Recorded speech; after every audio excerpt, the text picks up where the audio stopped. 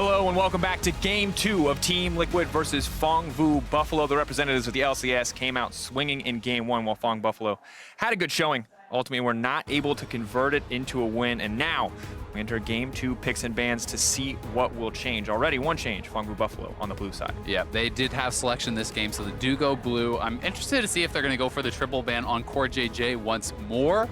Or, are they going to go for something more along the lines of targeting Jensen, targeting Impact, that sort of style? Do they still have confidence in their pick ban strategy? For now, the first ban will remain the same. Also for TL, are you willing to give over the Jace? Answer is no. They wanted to first pick that on blue side.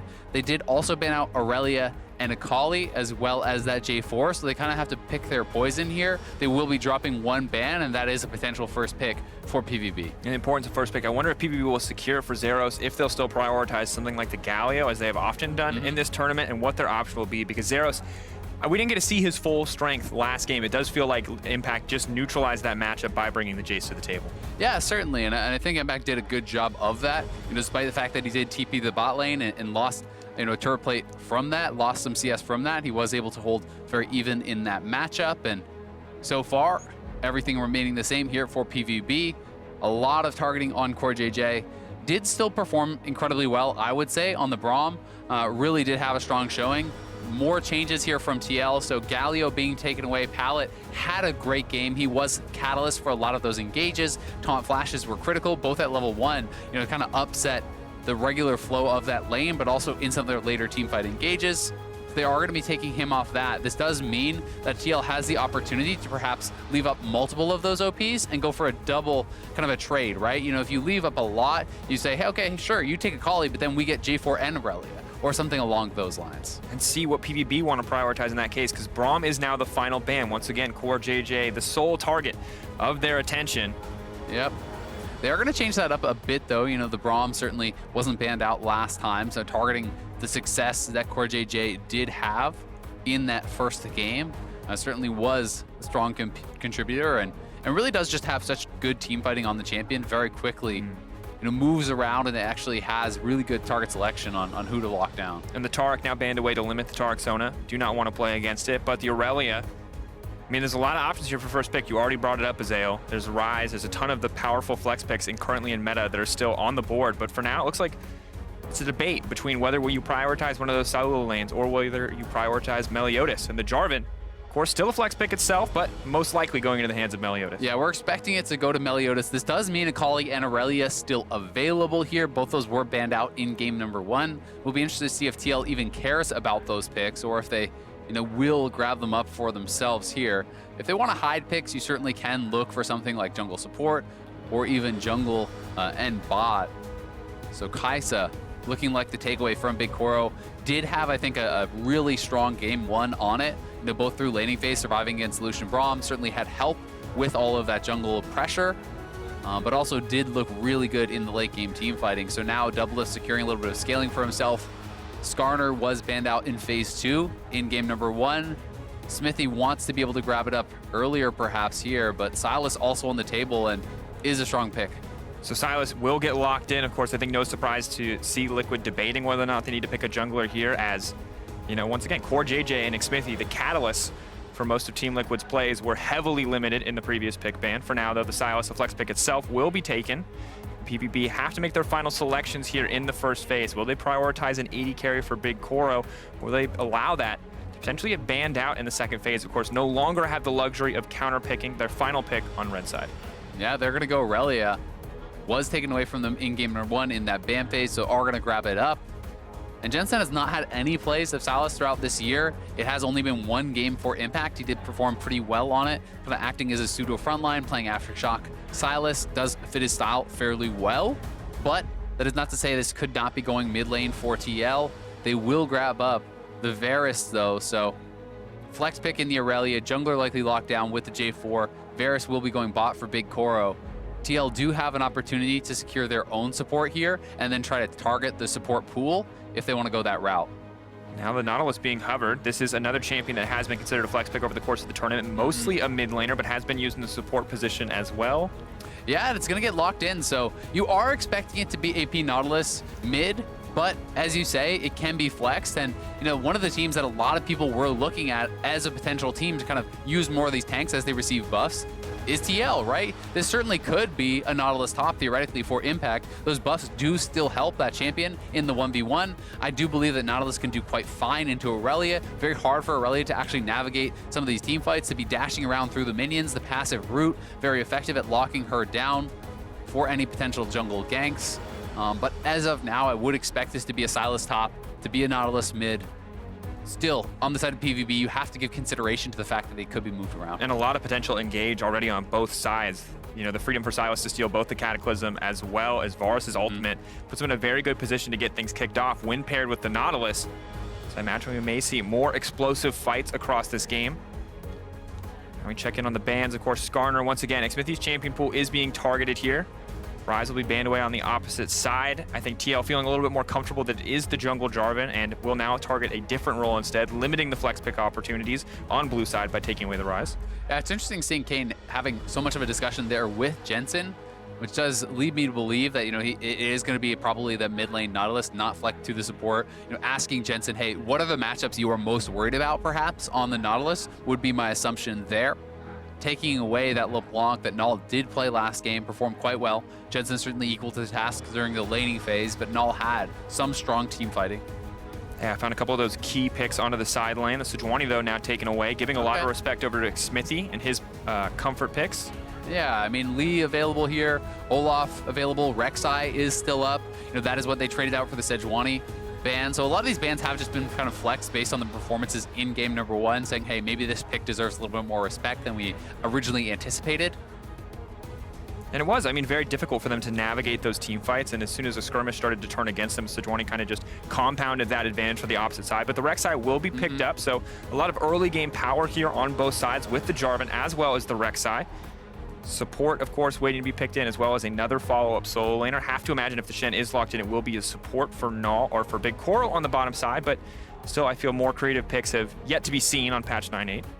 Yeah, it's certainly possible to go top, but does see a lot more play in the support role. Rek'Sai going to be working very well. There's already quite a lot of gank assistance. You know, when you look at the Nautilus, when you look at the Sylas, both these guys can set up for the jungler quite effectively. And Rek'Sai is very strong in those early levels, especially from ahead, can be an absolute monster. And now some debate as we see the Camille swap back and forth, of course. Okay. Zoe's still one of the most comfortable blind pickable champions I think we've seen from many mid laners internationally, especially with Lysandra kind of being taken off the board for a few nerfs. Still played a small bit, but Zoe now locked in, will commit the Irelia to the top side of the map and the Zoe to the mid lane. And now to find out if anything is going kind of unexpectedly for TL. Are they going to flex anything around? And if that Akali does get locked in, we are going to see Nautilus support here. So that would be that flex. Gangplank, the option. Gangplank is actually one of the best picks, I think, for Impact. He is so strong on this champion. Really adept at actually surviving through that lane phase, getting to those later stages. It works so well with his playstyle because TL often is not playing to the top side of the map. This would mean that Impact can just farm it out, survive, utilize his ultimate down to the bottom side of the map, trying to get Doublelift ahead. That is very often what they are looking for. Now we're seeing some last-minute swap arounds, but this does look like how things are going to be locked in.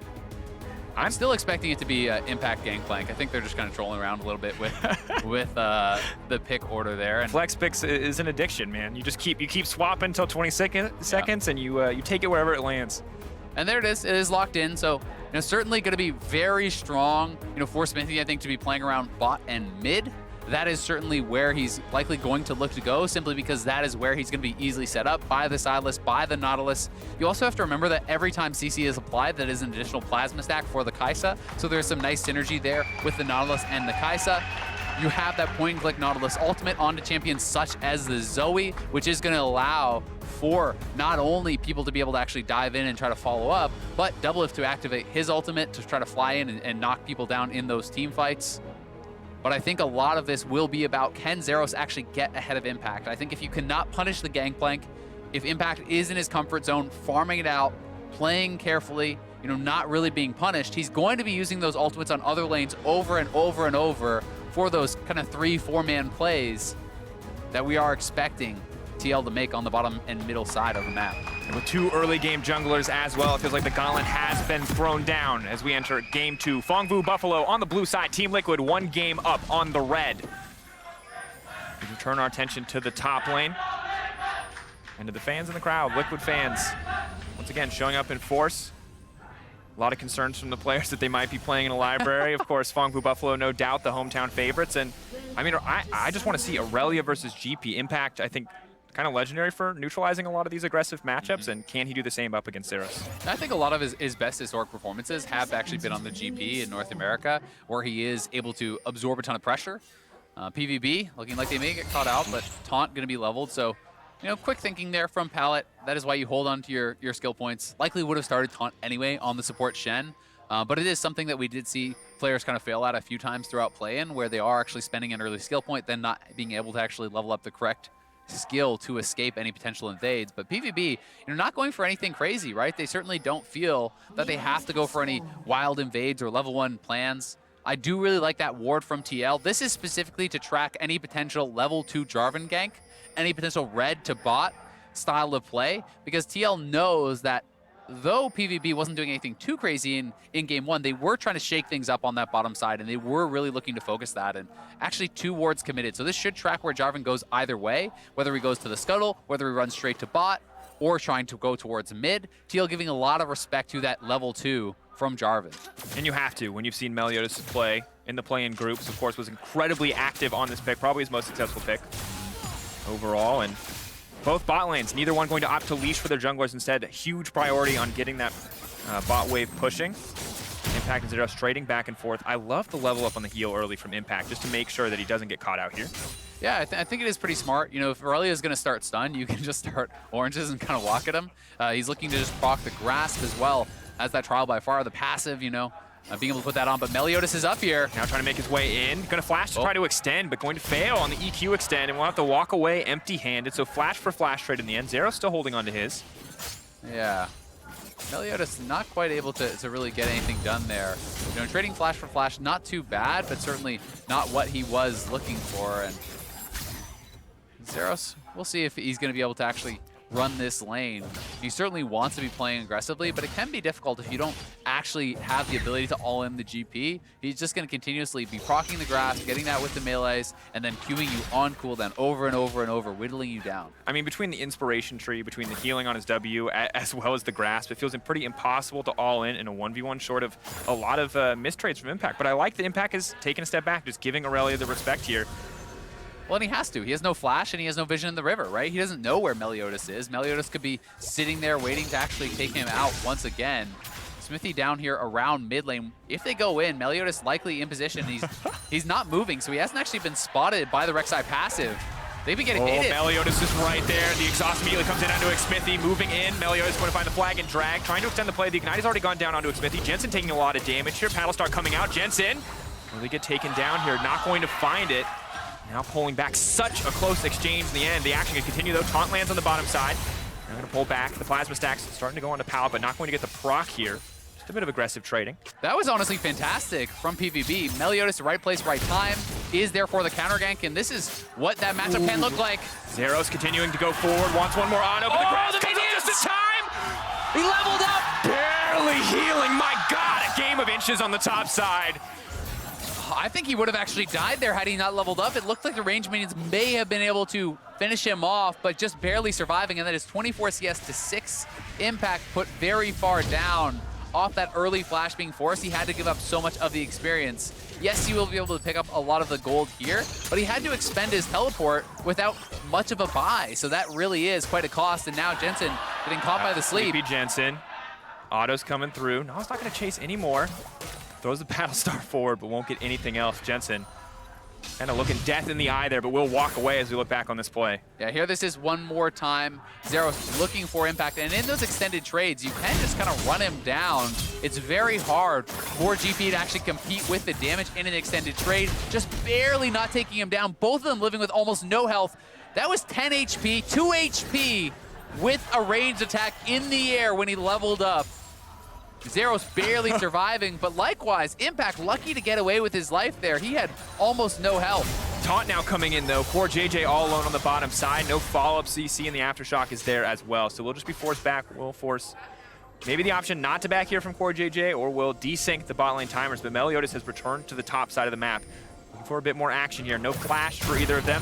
Now stepping forward, Zeros trying to find the stun. Is not going to connect. Meliodas forced to back off. Good movement from Impact to get away. Yeah, Meliodas does show there, and Xmithie is up on this top side of the map, so he will be able to try to protect him. And this is a very vulnerable spot for Impact because the wave is building and pushing to his opponent. So you're exposing yourself to any potential ganks and to any potential all-ins from the Irelia, who has now hit 6. No, not quite. Is kind of closing in on that. Impact, though, getting the push out here means he can back up Xmithie. Will be the secured crab, so all of TL willing to, in the solo lanes at least, willing to expend some of their own resources, willing to expend some of their own pressure to make sure their jungler can get a lead. Zeros now has to be incredibly careful here. Has burned the flawless duet, may offer an opportunity. I think Xmithie just there for the counter gank and making sure that Impact can push out here. Yeah, exactly. He just needs to get it into the turret. As soon as it's in the turret, the wave will stack and push back to you, so you're not then getting permanently denied on that farm. That was the critical part.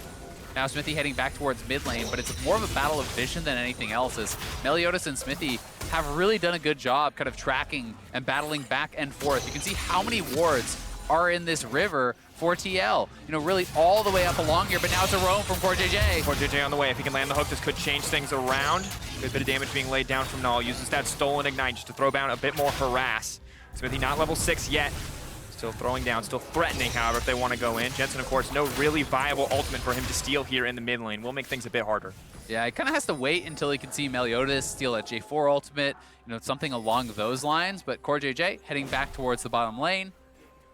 Both two teams, going kind of fairly even in these early stages. And I do think for the most part, you're going to be pretty happy about that as TL. The concern is definitely the top lane, as off of those early levels, Impact was forced to flash, did get put in an awkward spot. He does have a lot of farm to pick up here, so as long as he can survive, can continue to maintain, the gap will close between these two carries. And once GP gets to that kind of Triforce stage, you can start one-shotting range minions, and it just gets harder and harder to really actually punish this guy whatsoever. They're just backing off. Not a lot of mana available, so doesn't want to commit to a full all-in. Most likely would not get enough Blade Surge resets, but Pallet taking a bad end of that trade. Doublelift may just look to follow up here. The dash back to safety. Lethal tempo, though, proc now, and Oro will fire back. And key thing on the top side is Impact, could have Xmithie right behind him, right? So when he walks forward like that, you're like, all right, the jungler's here, I'm running, right? So, he's kind of bluffing a little bit. Xmithie was in that quadrant on the map, but you can see there's no vision at all around that top side. So how can Zeros play aggressively without, the potential of being punished? And the answer is he can't. So despite the fact that he could potentially have all in on Impact there, he doesn't have the freedom to do so. And now it is Meliodas down on the bottom side. He's going to come out. Meliodas is going to follow up. Doublelift has the cleanse, but CoreJJ does not. Meliodas immediately going to throw out the ultimate to try to extend the play, but Doublelift just ults to safety. 1 kill picked up by PVB. They could potentially look for a dive here. No teleports are up, so Xmithie is in the area to look to protect Doublelift. He wants to pick up this farm, but PVB will not take it further, so it is first blood to them. Very nicely done. Unfortunately, it does go to Pallet, but this is just really, really clean stuff here from BigKoro. They have snuck Meliodas into the back of this brush here, and then Varus just has to hit the ultimate. Once that is there, and Hit confirms the taunt, Hit confirms the knockup. No way out. Doublelift does hold on to the summoner, though, as he is able to use his ultimate to escape from the Jarvans. Good survival play by Doublelift, but Meliodas starting to come online now that he's level 6. Xmithie with a level 6 as well, so a lot of potential damage from this Rek'Sai if anyone is caught out here, but has not found the opportunity yet. And Vision topside very much in favor of PVB, giving Zeros a little bit more freedom to step forward to get aggressive up against Impact. Of course, short trades, though, Impact with the Sheen feels like he might just come out on top. Yeah, he definitely can. I mean, that's really what you want. You just want to queue, and you never want to all-in him unless you can actually get that full-on kill. So Impact, certainly, I think, back kind of in a comfort zone here. Will be interesting to see if he just rushes straight to the Triforce now, or if he actually feels like the matchup does warrant going a little bit more defensive. Sometimes you will see him move towards things like early tabbies, like a Jorum's Fist for a little bit more survivability, especially against J4 plus Irelia, where you're kind of itemizing for both of them at the same time. I think defensive itemization may pay off for Impact. Of course, level 6 is now passed for both top laners, so while Zeros has a bit more kill pressure on the lane, Impact really can impact anywhere on the map. And Xmithie going to do what he can. Tries to find some creative gank pathing, but a well-placed ward will spot him out. Yeah, and you can see Naul is actually moving down. Naul is looking to actually kind of force this out. Xmithie gets an inkling that he may be on vision and does sweep it out. And TL are just going to start up this dragon. They have the ultimate from Impact that will be able to help, so it's kind of like 4.5 versus the 4. Now the ultimate immediately going to come out from Varus, used back. Xmithie not going to be able to land the Prey Seeker. The fight has already started and kicked off. Impact has killed Pallet. Meliodas in the middle of the team will just get deleted instantly. Good fight from the side of TL, knowing they had the advantage there with the GP ult. Yep, they use that GP ultimate. This is textbook TL stuff. They want to force a 4v4, knowing they're going to have the advantage there. Not only do they go 2 for 1, they get both summoners off of BigKoro, so that is actually a huge win for TL. Oh, Naul now in trouble. Jensen using the ultimate there, but Naul now turning the play. The Shen ult coming out. Jensen needs to get out of here. The flash forward. Pallet going to try to find the taunt. Oh! Not going to connect it, but still the kill going down in favor of Naul. Yeah, Pallet a little bit sloppy there, trying to hit with the taunt flash. Either way, they do clean up that kill. That was critical because it was a huge investment. Not only was it the stand united, it was both summoners from Naul and the flash from Pallet, so they needed to get that kill. They do it, and they will be able to get a little bit of damage down here. But here's the play one more time. They see BigKoro and Pallet stepping forward. They're separated from the squad, so GP ultimate goes down. Nautilus ultimate goes down. See the unburrow on the taunt there from Xmithie. Meliodas moving forward, but he is burst down way too quick, and BigKoro, without the summoners, can't really realistically re-enter the fight. Then one more time, Jensen sees the sleep coming out, is able to dodge it and says, hey, I can all in this, and perhaps he could have continued, but Shen ultimate is up. Pallet has respawned, in he comes. Pallet, you could have just actually finished that taunt. The taunt was going to hit, but he tries to go for taunt. And the action will now continue as Irelia TP's in. The flash forward on the ulti, trying to find the reset onto CoreJJ. That's going to be 1-2. The Blade Surge is coming out now. Jensen on the retreat, and there's the top lane impact the PVB were waiting for, but only a single kill.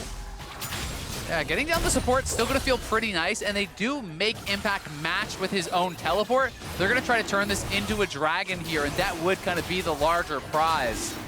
Having the extra sustain, both for the Varus and the Zoe especially, to have that additional poke, I think can be quite nice. And if Irelia wants to sit side lane, being able to have non-stop mana for those Blade Surgers can help out quite a lot. And now a 1.5k gold lead for PVB. TL, once again, falling behind in some of the early stages of this game, and Naul just continuing to get scarier and scarier. Still does not have the Ludens completed. Doublelift, though, feeling comfortable on the bot side of the map, has 9 CS to his name, and is just not apparently scared of the individual 2v2 whatsoever. Yeah, I mean, he had already faced and completed his item. He's on Storm Razor, so he knows they don't want to fight. But here it is, CoreJJ looking to get some vision, base checks Meliodas, and that means TPs can come in. You can see the TP coming out first from Sylas, then from Impact to match.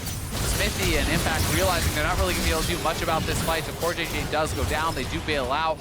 If it was just the support going down, I think TL is honestly totally fine with that kind of trade of summoners for their support's life, but it is the follow-up dragon as well, which does kind of make it a bit sweeter for PVB. Yeah, definitely, especially when Irelia has been running completely out of mana, just trying to sustain a push on the top side of the map will make things a lot more threatening for Impact. He does now return to the top side. Of course, a 40 CS difference on the top side of the map. GP, of course, still going to guarantee a lot of late game impact. I really hate these. I keep walking into that one.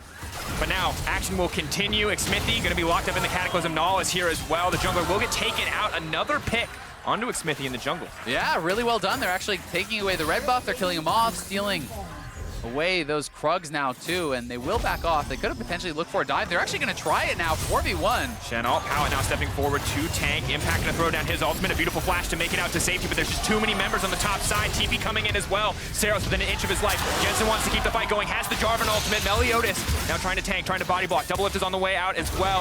Sylas now getting taken down. A beautiful turn by TL. Impact is still alive. CoreJJ here to extend the fight. The Sleepy Trouble level not going to matter because Doublelift is now free, hitting onto Naul. The shutdown going through for Jensen, and Impact fearlessly stepping forward. He wants another shot at Meliodas. Impact with the monstrous outplay there, 1v3.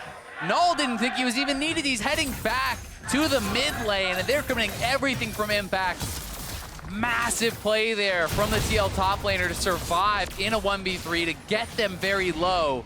And it allows TL to fight back, get 2 more kills. They're going to take a tower and a rift, plus the kills off this. And now they're in a very, very comfortable position. And in the blink of an eye, the gold is evened up. TL now, even with a small 300 gold advantage for themselves.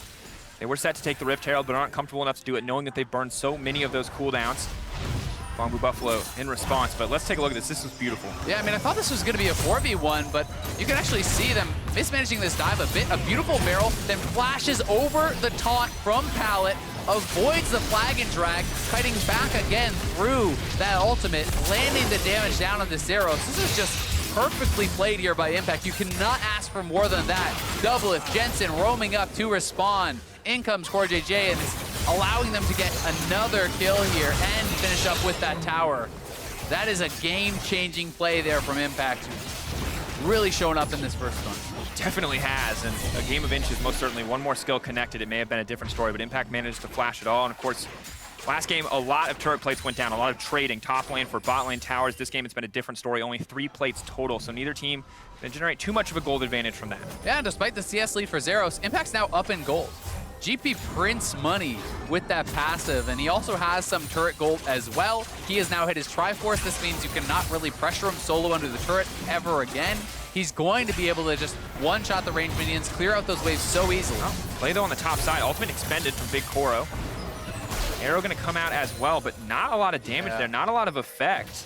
I think they thought they could get more out of that. That's going to be a lot, though. The Cataclysm coming out. Doublelift immediately going to use the ultimate to make it to safety. Still, of course, has the flash available. CoreJJ in trouble. Stopwatch buys a bit more time. PVB have the Herald as well. Could look to take down the top side, but you got 2 members roaming up from the side of Team Liquid. If they keep trying to go for this play, Meliodas is walking into enemy territory. And remember, there's no tower, so they can commit to this. Ultimate coming out from Rek'Sai. Xmithie right in the middle of everyone, but Meliodas immediately going to flash. The GPL coming in. Jensen on the backside going to continue forward. Shen trying to use Meliodas as an escape route. Will not be able to make it out. The knockup coming in just in time. Absolute destruction. Team Liquid cutting through PVB. Yeah, they committed so much to taking down CoreJJ, and they were able to do it. But again, Impact ulting from the side lane, contributing from down in that bottom lane.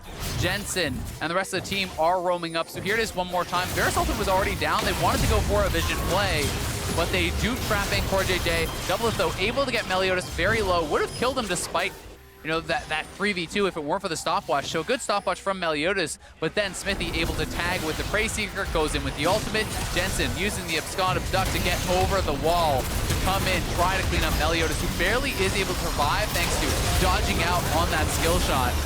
But it is the stolen Varus ultimate there, locking down BigKoro and getting them another kill. And just a fantastic turn from TL. Once again, start of the day, Coach Kane said, hey, we are willing to play more aggressive. We want to try more aggressive. They weren't able to pull it off in game 1. It was a slower game when they got control. But this game, they are matching pace with Phong Buffalo. We thought these situations that were chaotic, that were constant, where the pace would just continue to ramp up and up, may not favor Team Liquid, but they are going toe-to-toe, and they're looking good doing it. Yeah, they certainly are, and they're kind of back in their wheelhouse now where they can just be 1-4, always have Impact in the side lane, always have him drawing pressure. If you send members up to him, great, he's just going to try to survive. But it is 3 members from PVB looking to get up here. Impact sniffing this one out, though, will back off as the Rift Herald is getting dropped. You can spot that on the minimap. So they will be losing their top turret. We'll see if they want to try to make a stand for Tier 2. They have traded back 1 turret, but the base from CoreJJ tells me they're going to try to make a concerted effort to keep up their 2nd tower. The Demolish proc now combined with the Herald charge as well. Impact pretty easily clear this wave, of course, with the barrels, but does not have his ultimate available. We'll try to hit some of the creeps. Still, the Rift Herald charge will go off, taking about 40% of that tower's health. Meliodas taking the red buff as well. So small advantages extending here for PVB, but have to be careful they don't get caught out in the fight. Teleport wards behind him if they want to use it, but it's a TP coming in for Phong Buffalo. 3 members caught in the pinch. Where's the ulti going to go? Meliodas waiting. Zeros in the midst of the team, but only going to connect on the support. Has to reset, but out comes the Rek'Sai. Pallet dashing over to safety with an inch of his life. Doublelift trying to get the fight, but doesn't have the opportunity. PVB so far winning out. Eyes on Doublelift, where he's going to go immediately into the backside, but cannot enter any further. BigKoro and Naul are untouched. Impact grabs the double, but PVB continue to pressure forward. Yeah, 3 for 2 there for PVB. Really nice plays. Doublelift wasn't really with the team. He wasn't able to actually be involved in that fight from the get-go. So despite the fact that Impact had a good ultimate, that he was able to get in there, PVB make the proactive play. They are more together as a team on it. And as a result, come out 1 kill ahead. And had Doublelift not been able to clean up 1 additional one, that could have been pretty disastrous for them. But here it is one more time. TL, 4 men on the top side, moving over. Pallet says, hey, we can actually turn on this. The TP's immediately coming through from Zeros, and you can see Doublelift on the minimap. He was out in mid lane clearing the wave, so it's Zoe much faster to arrive. Just now is Doublelift getting here, as 2 of his teammates have already gone down. He does ult in to try to clean 1 up, tags Zeros with that W. Really nice shot from him there to get 1 back, but PVB, another proactive play. does cost them their teleport, but they do go +1. Impact now with TP advantage, as well as the beneficiary of 2 of those kills. So in terms of the individual top lane 1v1, things continue to get harder and harder for Zeros. But the rest of PVB do now have priority in the mid lane and will be able to grab the first mid lane tower of the game. The Demolish Pod hits. Xmithie and CoreJJ there to pick up the resources, make sure the Doublelift can grab them as well, but nothing else is going to come from play. Yeah, nicely done though. PVB staying proactive. They always seem to know what the next step is, which is something that is really impressing me about them in this series. TL certainly still very comfortable in this position. They have Impact in a great spot where he has been, as you say, the beneficiary of some of these kills. He's still ahead of the Irelia just barely and working towards, like, what is that, Sterix? But they're going for an all-in. Been coming out, but the TP already coming in on the opposite side. Pallet is here as well. They desperately want to kill Impact before he gets there. Now the stolen Shen ulti keeping Impact alive. They're continuing to extend the play. Impact will get taken down. And now Jensen is caught in the middle of the team. If he can't use the Kingmaker, he may just go down in the exchange. A lot of initial damage. Jensen manages to turn the play. Pallet now in trouble. The turn from Jensen, the double dropping. Huge play coming out of Jensen there. The TP coming through. The Shen ult to buy time. Had Impact had his ultimate up a little bit earlier, that could have been a slaughter. But PVB do get it turned around on them. They do kill off Impact, thankfully for them. But they do lose 2. They will lose the mid lane turret off the play. And Jensen is getting so big on this Sylas. Oh, BigKoro now in trouble. The immediate flash follow, the ulti follow for Doublelift, picking up an easy kill in the mid lane. Well played by Xmithie. Meliodas gonna try to turn it back. Naul on the way in, but the bubble does not go through the wall. It's gonna turn the shutdown. Coming in, PVB have overstepped. Misexecution as Naul does not connect the bubble. Yeah, I don't really think Meliodas had any chance of really making that work, to be honest with you. Yes, there was a Zoe in his back pocket, but that was a 3v2. Doublelift still had summoners. He was still basically full on health. There was no one that they could just instantly pick off. Now your jungler is down. TL are going to start up the Baron, and this could again be the straw that breaks the camel's back. They will be moving up, but Zeros is on bot side of the map. He doesn't have his teleport. Ooh, Jensen gonna get tagged out there. Hex Flash gonna come over the wall. We'll see it coming. 2K and dropping the first Baron of the game. Going to go over to Team Liquid, uncontested. Naul now needs to retreat. Impact's ultimate now coming out. Naul running for his life. Jensen going over the wall, finding yet another kill. Eyes on Zeros. Maybe a miracle play, but it's simply too difficult. Too much CC on the enemy team. Will he even try? Will he throw out the ultimate? The rest of the team now coming. BigKoro there as well, but no ultimate for the Varus. And Jensen just slowly whittling away at this health bar. He has to be careful. He gets pulled back to the team. So many blade reset opportunities, but they're not going to happen. BigKoro, though, remains uncontested. Doublelift now going to be in trouble. Meliodas moving forward. Doublelift taken out. PVB want to extend this fight. The shutdown onto Doublelift. BigKoro, though, now going to be in trouble. Impact over the wall. The barrel is there. The triple kill for the Varus, but Impact finds one back as the barrel takes him down. Does go 4 for 3 for TL, plus the Baron there. PVB a bit out of sorts. After that bot lane play did not go their way, trying to overforce in the mid lane does punish them heavily. They've now lost the Baron. It is on Impact, which is very critical. It stays up on Xmithie as well, so they're going to have one Baron with the main squad, one Baron in that side lane also. And TL getting chased down here, they make the call to turn, immediately bursting down Zeros. But BigKoro is untouched critically here and still very healthy. So BigKoro flashing forward, knocking down Doublelift. This means TL has to retreat. They're looking for the turn, but Impact out of vision, barrel over the wall, knocks him down, does get another shutdown there. And in the meantime, TL did grab a dragon, so extending that advantage, and it's gonna take big plays, it feels like, from PVB to really get back into this one. And the good news for them, Azael, as Team Liquid are now set to take control with 2 minutes remaining on this Baron power play, is they have a Zoe. They have champions that can set up these big picks, these big moments. But it's going to be difficult. Gangplank continuing to get stronger and stronger at the 2-item point. Rek'Sai now, both of them with the Sterix gauge, going to be very difficult to actually burst out. Yeah, really hard to burst out, and Jensen going to be closing in on his Zonius, right? So that makes him harder to take down. Doublelift could very easily go for PD if he's worried about the dive there too. So, the options get harder and harder, and the extended fights should go the way of TL. We'll see, though. There is a Baron buff in 2 lanes, as expected here from TL. Looks like they want to make the collapse down towards the bottom side, and while Naul can certainly get picks on the Zoe, it requires vision. It requires TL to not really be able to see him. So that is kind of what they are missing. They need to create these pockets of vision to be able to get that damage down, and without it, you can expect TL to continue to kind of close in on them and try to strangle out this game. Now they're going to try to extend the play, though. Once again, immediately going to go in. That's going to be the Blade Search reset. Doublelift making out over the wall. Impact most likely set to fall, but so much damage coming in from the GP ultimate. Jensen now on the way in as well. Can't steal away an ultimate. BigKoro locked up, caught out. The Zhonya's going to fade away, and he will now go down. No chance to get anything as Impact will find yet another kill. Yeah, Teal get a little bit sloppy there and do kind of walk into one of those few pockets where they did not have vision, but they are able to turn around the fight. The Sterix making it so hard to take down this tanky GP. TL will claim the first inhibitor. Xmithie already pushing in the mid lane for the second inhibitor. And this game's looking done. Stolen ultimate coming out. Chain CC follow-up is there for Team Liquid. They're barreling down now the bottom side of the map. The Baron empowered minions are there. Zeros immediately eliminated. The double kill coming through for Jensen. And while it was shaky in game one, TL have asserted absolute dominance here on the back of so many incredible individual plays in game two. TL will move up to match point in the series. Yeah, very well played game number 2 here from Team Liquid.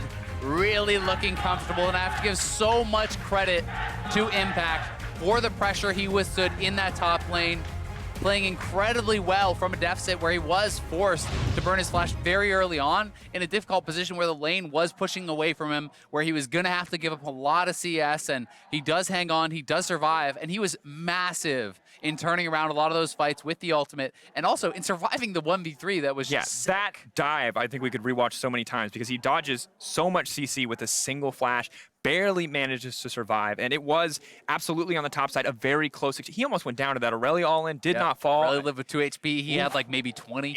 It's so absolutely brutal. Well, game 2 went the way of Team Liquid, and to hear more about how it shook out, let's send it over to the State Farm analyst desk. Thank you, Dracos. The score now sits at 2-0 in favor of Team Liquid as they pick up another win here. This time from the red side. Something that jumped out to me immediately, though, in this game was that every single player across the board, all 10 of them, were playing a different and new champion as compared to the first game of the series. So a total switch up. How did it play out? Well, that was the weird thing was you saw the draft and you're like, okay, it is a total switch up. They're probably not going to play around bot side that much. You have a Shen and a carry top into a GP, which is the most telegraphed, like, we're going to dive top probably this game. And then it didn't happen. So, like, it was a very weird, like, oh, the draft pivot makes sense, but the gameplay pivot didn't match it. Right. Well, so let's dive straight into some of those replays then. Let's take a look at how things broke down for PVB throughout the game, starting near the Drake. So I just have to throw this one all out there that, like, I understand they like to fight, they like to skirmish. It feels like everything's about this bot lane. Why in the world is PVB fighting on their bot side with their semi-global ultimate? They have a Shen. They fight with the Shen instead of across from it to make access of the advantage of having Shen TP to them. And then you add the extra element onto it. Their top laner doesn't have teleport at the time, and they're against a Gangplank. What? What is happening? Like, I totally want to go, yes, when a team throws, someone has to catch it. So all credit to Impact. You did an amazing job. You definitely punished that throw. You smeared, pushed their faces down in it. But ultimately, what was happening with that pathing? Why did no one help Zeros in the top lane? He built like a 40 CS by himself. Where was the dive? I don't know. I'm tilted. They went up there like once pre-10 minutes, and then the whole rest of the game plan seemed to be focused around bot lane. And then they finally start putting their top again. And, good job by Impact, flashing the taunt that's going to come out here, making sure he's going to stay alive.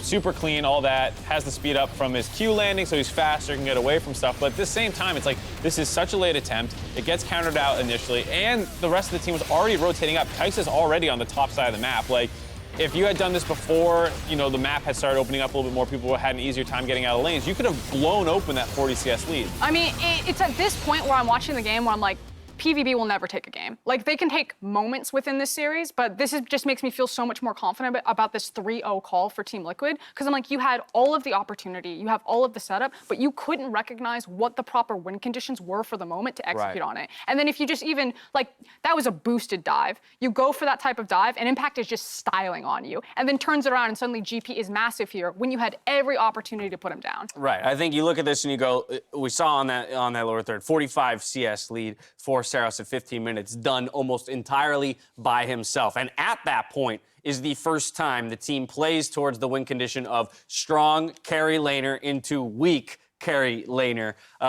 in that sense to try and take advantage of it. And that probably could have been the 4th or 5th time in a game if they had chosen to play that way earlier. Yeah, and I mean, they pick up a lot of kills around the map. Like, you can see the skill of the players and all that. And, you know, the draft makes a lot of sense, too. It's just, like, when it comes down to, like, what is the decision-making around where you want to spend your resources and where you want to go to, it clearly falls apart because that was still a pretty close game for, you know, 15, 20 minutes of it, despite how much we're criticizing PVB's decision-making. That's the key word for me. It's the decision-making. Because in the reactive 1v1 mechanics, we know that PVB's members have it, but it's making the right call at the right time. Yeah, and this is just kind of the final icing on the cake, it feels like a little bit, where you're finally still not playing around the right side of the map. You're attacking the bot lane that has a long lane behind them and a GP. So, you know, you get that first kill onto the enemy support, great. Now the other people are collapsing. They have a better path because your turret's down and the GP ult, which will come in as well. And this was kind of the point in the game, I guess, where it was like, okay, Team Liquid are probably finally going to win after having it pretty close for a while. Yeah, it is kind of like the last cherry on top that it was going to be a steamroll from here. And now I'm just curious, like heading into the next game, you know, do PVB try to run that same type of draft again? Because I was like, okay, they're finally going to play around Zeros. They've ignored him for 2 games. When are you finally going to go back to what has worked with you, which is your carry top laner? Right, I think that is the real question here, right? You have 2 paths in front of you. The first is to go back to game 1 strategy, in which you pick to contest maybe across the board and play towards the bot lane and match TL a little bit more 1-for-1 and just try to prove that you are better.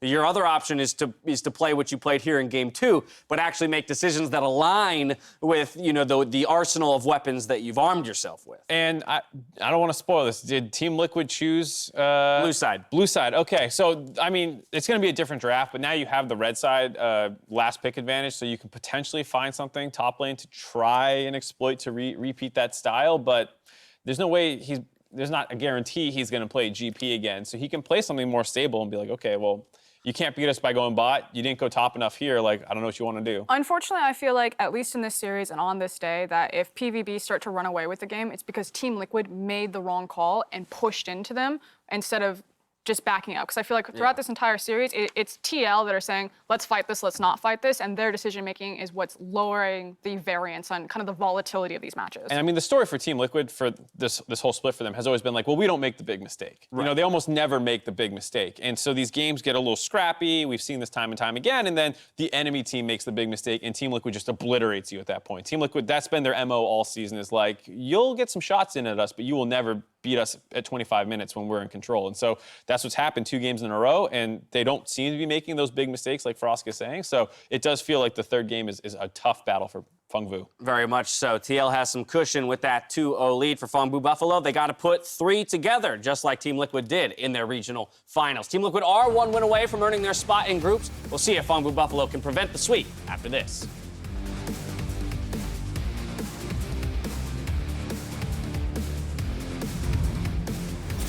This is what that matchup can look like. Zeros continuing to go forward, wants one more on over the grass. the Meliodas! Just in time! He leveled up! Barely healing, my God! A game of inches on the top side. Xmithie not gonna be able to land the Price Seeker. The fight has already started and kicked off. Impact has killed Pallet. Meliodas in the middle of the team will just get deleted instantly. Meliodas immediately going to flash the GPL coming in. Jensen on the backside going to continue forward. Shen trying to use Meliodas as an escape route. Will not be able to make it out. The knockout coming in just in time. Absolute destruction. Throw it. Look it. Oh, make some time. Yeah, go net. Oh, nice. Oh, Jensen nice. Going mid. The Baron empowered minions are there. Zeros immediately eliminated. The double kill coming through for Jensen. And while it was shaky in game 1, TL have asserted absolute dominance here.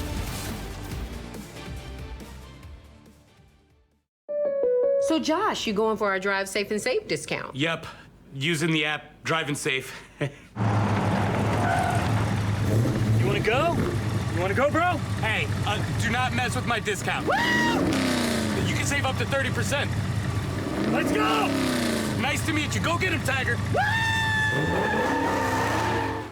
Sounds like you've got this. Yeah, definitely. Get a discount up to 30% with Drive Safe and Save from State Farm.